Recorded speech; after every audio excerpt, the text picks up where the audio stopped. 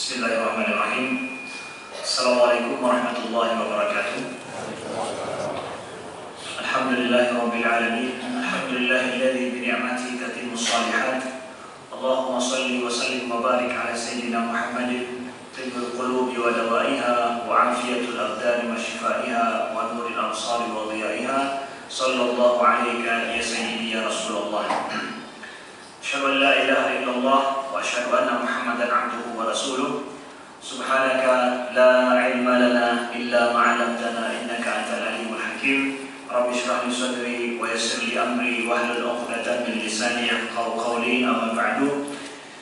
Sidang jamaah salat maghrib dan salat isya yang dirahmati Allah yang telah berkumpul di Munasabah Asal Kota Sigi dan yang mengikuti kami mungkin melalui Facebook. Malam ini kita melanjutkan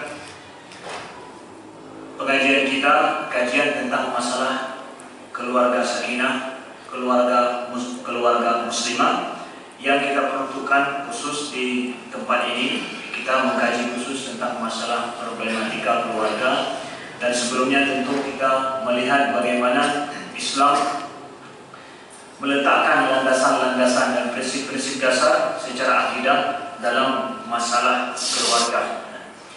Yang dengan prinsip-prinsip dasar inilah kemudian keluarga Islam itu dibangun. Maka boleh kalau ada yang calon yang mau menikah, boleh sama-sama pergi ke tempat ini atau sama-sama melihat. Kalau yang sudah menikah, lebih mudah lagi untuk pergi berdua, ya. Begitu juga yang mau cerai, silakan untuk datang ke tempat ini, ya, ngaji dulu baru cerai, biar cerainya itu benar.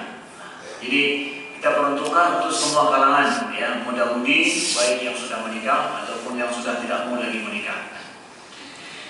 Jadi Bapak Ibu sekalian, malam ini kita akan melihat bagaimana Allah berfirman, ya, dalam surat An-Nahl, ya. Allah menjelaskan bagaimana letak fungsi daripada az-zawaj ataupun pernikahan, perkawinan sebagaimana diajarkan dalam Islam, ya. A'udzubillahi minasyaitonirrajim. Bismillahirrahmanirrahim. Wallahu ja'ala lakum min anfusikum azwajan wa ja'ala lakum min azwajikum banina wa hafadatan wa razaqakum minat thayyibat.